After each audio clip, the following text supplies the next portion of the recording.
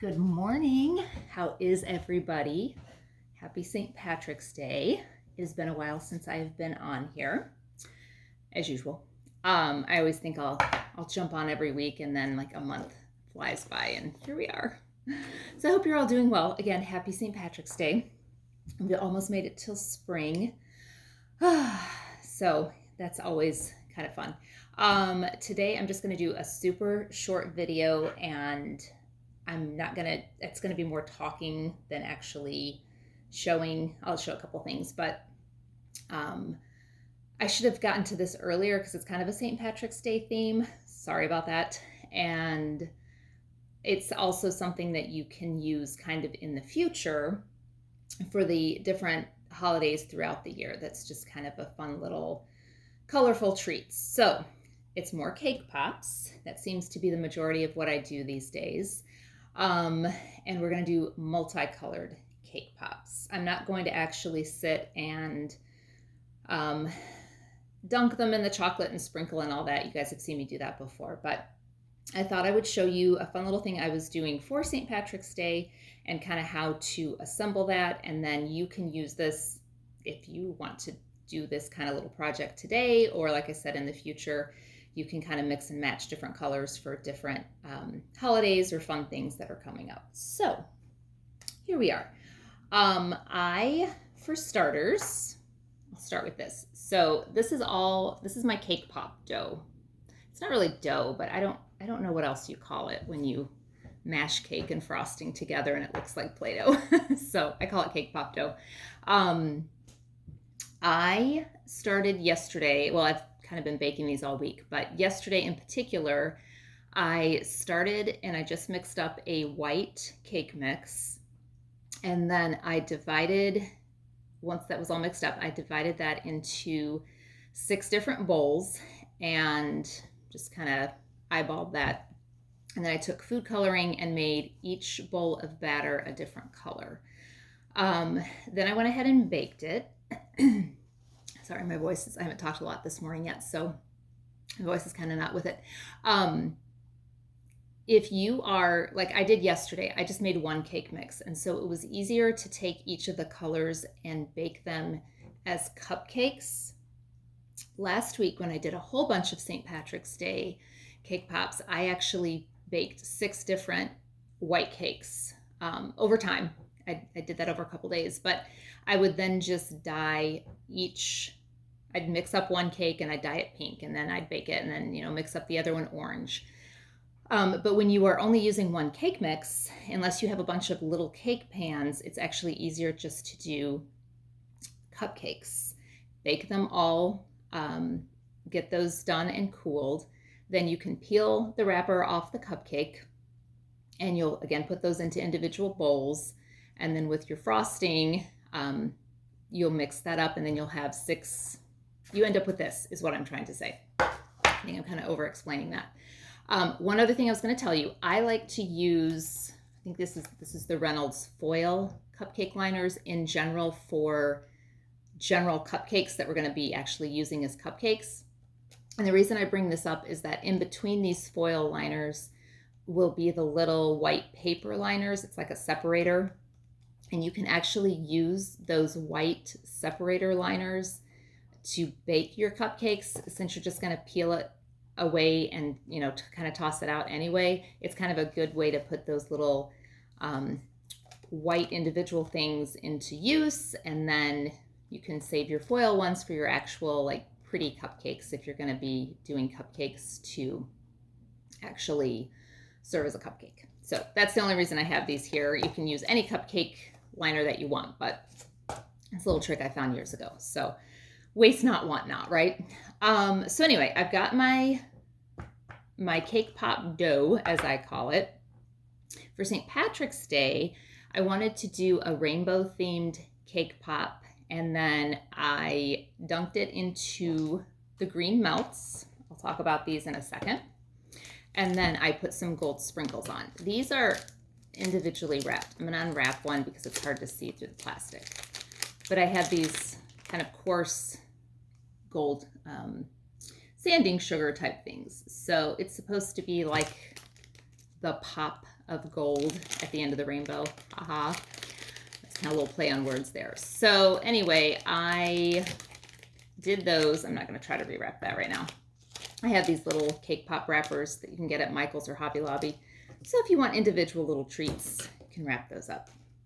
Okay, so that was my whole goal when I thought of this idea, was to make rainbow cake pops. And so I was like, how am I going to make sure each color is distinctive and kind of be able to get that to what was in my head actually in reality? Some of the things in my head don't make it to reality. Quite a few, actually. But anyway, this one did. So what I did, like I said, I baked the cupcakes, cooled them, separated them into the different bowls, mixed them with some frosting, and got that to a workable consistency. And then I took each color by color. I don't know if you're going to be able to see this. It literally looks like Play-Doh, and it's kind of a lot like playing with Play-Doh. It's kind of fun. So I took the first layer, which was pink, and I took a cutting board, kind of patted it down, and then I just kept doing that with each of the colors until you get this where as you can see, the lines are still distinctive. I always take my tablespoon measure and then you just kind of cut in like this. You're going to have some excess and you just kind of scrape that off. And then you can roll that as such, and it kind of turns into that multicolored, if you can see that. Now, this is kind of small. I usually, because I like to make things difficult, I'll do another tablespoon, but 2 tablespoons of a cake pop is a lot of cake pop, which I'm not complaining. I love them, but by the time you roll them and get the chocolate and everything, it's a lot of cake pop. So I'll end up doing another tablespoon, and then I divide it in half. So in real life, when I'm doing a whole lineup of these, I cut out a whole bunch of the tablespoons and then I assemble. This is a tablespoon and a half. And that's more what I typically tend to do, as you can see. So one of these days, I'm going to actually find one that's a tablespoon and a half, but it's like anything. I don't think about it until I'm actually working, and then I'm not going to take the time to run out. So that kind of gives you an idea of the multicolored rainbow cake pop. And then I got to thinking, Easter's coming up. So what you could also do, you could kind of do your pink, your purple, your blue. And I'm just going to scrape a little bit from each, just for video's sake. And roll that up. And then when you are getting ready to coat the cake pops, see, it's kind of fun, all those different colors. You can use whatever color melt you want, or you could use the white almond bark and then do multicolored sprinkles. I'll probably do a bunch of different things with these. I'm going to take a step away from the cake pops and do an advertisement that I'm not getting paid for, but I really like them anyway. This is the Sweet Tooth Fairy brand, and they're the meltable chocolates. I'm going to zoom in on that. I have found these recently at Michael's or Hobby Lobby, and they melt really smoothly. A lot of times the colored melts are a little thicker than just the white or the chocolate almond bark. I think I've mentioned that before. And so you can still use it. It's just a little more challenging. But these melt super smooth, and they're thinner when they melt, and it's super easy. It's like using almond bark, but you can get all different colors of these. And I think they were around, I think these were like $2 a bag, and I had a 20% off my purchase at Michael's. So it was kind of a good deal, actually. And well worth, getting whatever color you want. And instead of trying to dye the white almond bark different colors, which I think I've mentioned before, sometimes food coloring makes that seize up.